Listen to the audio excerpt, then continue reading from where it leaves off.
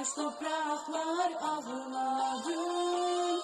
Biz Kırım'dan çıkan sonra taş topraklar ağladın. Sağlık yıkan güzel de Kırım, biz gidermiz uzağa. Sağlık yıkan güzel de Kırım, biz gidermiz uzağa. Kırım halkın malı mulku, kaldı şu fakir kazağa. Kırım halkın malı mulku, kaldı şu fakir kazağa.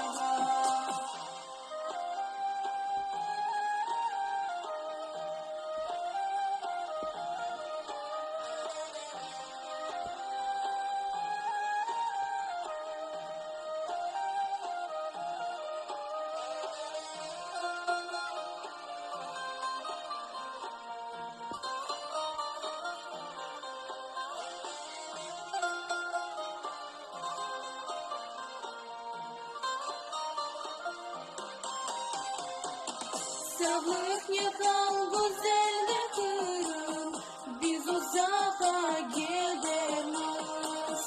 Sağlık yıkan güzel de Kırım, biz uzağa gidemeyiz. Umudumuz var inşallah, yine kayıtıp geliriz. Umudumuz var inşallah, yine kayıtıp geliriz. Sağlık yıkan güzel de Kırım, biz uzağa gidemeyiz.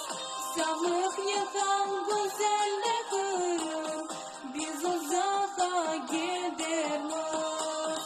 Umudumuz var inşallah, yine kayıtıp geliriz. Umudumuz var inşallah, yine kayıtıp geliriz.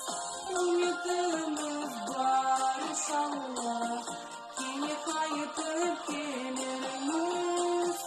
Umudumuz var inşallah, yine kayıtıp geliriz. Analar günü kutlu olsun.